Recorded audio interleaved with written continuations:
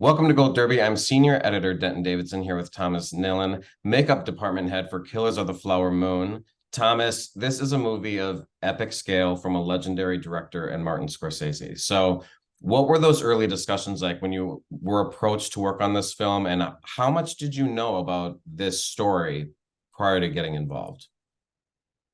Well, I have to say, I was in Switzerland at the time when I got the call from our line producer.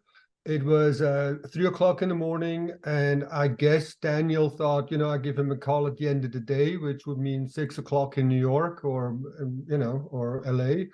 And it took me a moment to realize what it was all about. The Marty Scorsese is making the movies, Leo and Lily Gladstone and Robert De Niro, and uh, I said, even if I didn't have time, I would definitely make myself time to be involved in part of this movie, because this was like, a dream come true. And I have to say, I did not know anything about the Osage Nation. Being born and raised in Switzerland, we heard about the indigenous people, but I never heard of such a story, gruesome story. And of course, immediately I started, while still in Switzerland, doing research of the 1920s when this whole story took place. And when I got to Oklahoma a few weeks later, um, I, we had this incredible research department from one of our executive producers, and Marion Bauer. She had an office filled with folders and pictures on the walls and books with headshots of the actual people and the photos of the people involved and family pictures and all of that. And that's how I started my research actually in Oklahoma maybe 4 weeks before we started shooting. I had a couple of weeks here in Switzerland for the time period, color palettes and all that. But what it actually meant to get involved in shooting with telling this story was such a sensitive subject matter. So you really wanted to nail it down and be authentic and real. And we had incredible people behind the scene, in front of the camera, behind the camera, who had a lot of knowledge about that. So we got a lot of feedback of that. And then, of course, we had lengthy Zoom meetings in the beginning with Marty. The production office was like everybody sat in their office and nobody would actually leave their offices because this was at the peak of the pandemic. And so everybody had to stay apart from one another. And so we communicated via Zoom mostly. And then while on set during the shoot, we had to wear masks, goggles, face shields, rubber gloves in the beginning so we would, and anybody who would be in close contact with the actors had to wear that on set. So What was the most important thing for you to get right? To make sure you were historically accurate in representing this tribe during this point in American history and making sure you represented this community in a way that was respectful. In terms of like the makeup and hair, what was that time like, and what were you determined to get authentically correct? Well, as I mentioned before, authenticity, I think, was a key word. And because we all know, from when I grew up, we had like Winnetou, Old Shatterhand, and all these movies that took place in the West, and horse riding and like greasy characters and with like red skin and so the one thing we did not want to do is definitely copy that. And after we had incredible consultants that knew very much about this particular the Osage Nation. And of course, for me, it was important that there were some of them were more natural in terms of more traditional. And then we had, of course, the French influence, European fashion influence during the 20s because of the mineral rights, and they found oil and became per capita the richest people in the world. So a lot of people would wear French clothing and fashionable makeup and hairstyles.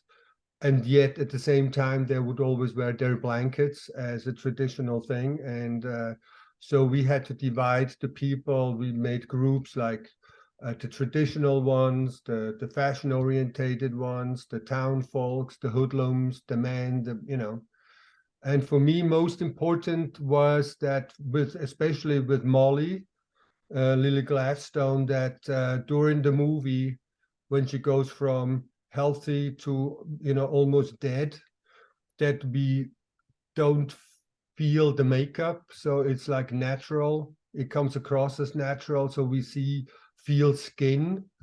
And I always say that it doesn't mean that no makeup look, there's no makeup involved. I mean, it's just as much, just like differently applied and even more so worked into the skin, so you actually feel, you don't have a barrier of makeup between you and the character.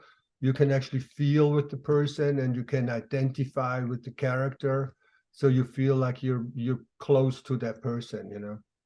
And you're helping her through this sort of emotional journey, whether it's, I mean, how does your impact as a makeup designer help push forward someone's emotional path on a film? Like, I mean, with the sweating, or if she's crying, how much can you help her along with that?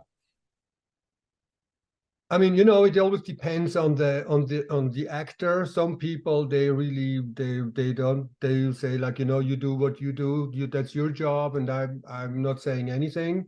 While other actors, and I think in Molly's case, Lily was definitely somebody who she observed in the mirror, she looked at it and made it her own.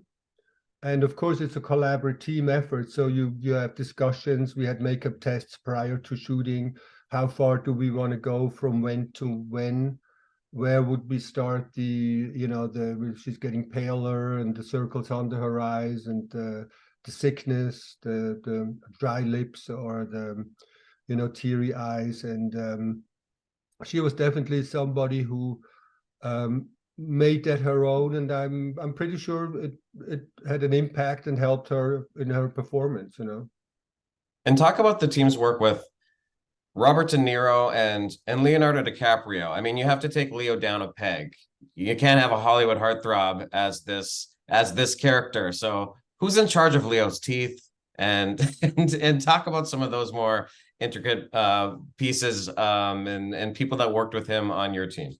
Right. Well, Sean Grigg has a long-standing working relationship with Leo, and there's Carla White, who did Robert De Niro's makeup. So we, of course, had conversations prior to shooting, in terms of products that they would use, in terms of what direction we're all going. So we're all on the same boat, and we all work on the same project.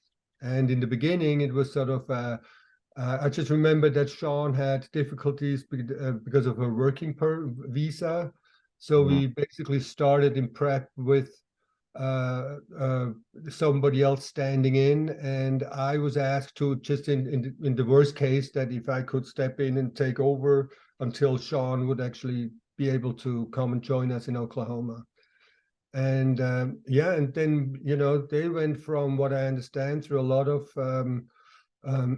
phases, from like a full nose and teeth and or nothing at all, or from what I understand, is the main thing for Leo was that he did not want to look like Leo, like the movie star that we know as we know him. So he had to be earnest, and he wanted to look different and unattractive, and I think that helped his character too, and his performance. And so they between Kathy Blondell, who did Leo's hair, which is a subtle thing from, I mean, the haircut, the First World War haircut, and then changing from the side part to the middle part during the story, where he becomes more sort of part of this whole family. And then, of course, Sean with the nose piece, and he had like his teeth and his ears uh, um, pushed forward a little bit, as did Robert De Niro, just to resemble the characters that they were portraying more as we had, images and photos that we worked from. And how big is the team overall that you have to work? Because this is a huge cast. So how much time does it take for you to get through everyone on set and make sure everyone is camera ready when Scorsese says, let's go? Right. Well, I had in my main trailer, and this is again, it's because it was the height of the pandemic, so we couldn't switch makeup artists back and forth from like working with actors and then go maybe if there are not a lot of actors one day and then they work with the BG. So we had the BG people, background people were primarily and only there for the background people. So we had to fly them back and forth from LA because there was nobody available in Oklahoma itself. And in my trailer, there was myself plus 3 makeup artists. Then we had an extra trailer for the additional day players, actors that came on numerous days, not on a daily basis. And then, of course, Leo had his own trailer, and then, of course, Robert De Niro had his own trailer. And because of the pandemic, the idea was that we make up our people. We had like a station. There was a empty station in between. Then we had a curtain in between, like a plastic curtain, so we could still see the other people, but not like be sort of separate from them. And where was I going with that? So we had like the 4 people plus like 7 people plus in the BG trailer we had 2 main people and then plus additional 20 makeup artists. Well, so we're like close to 30 people at times. Yeah. It shows in the film and how beautiful it is and how the cast all came together. And Thomas, congratulations on some incredible work in Killers of the Flower Moon, and best of luck this award season. And thanks for joining our Gold Derby Film Makeup and Hair panel. Thank you very much. Thank you.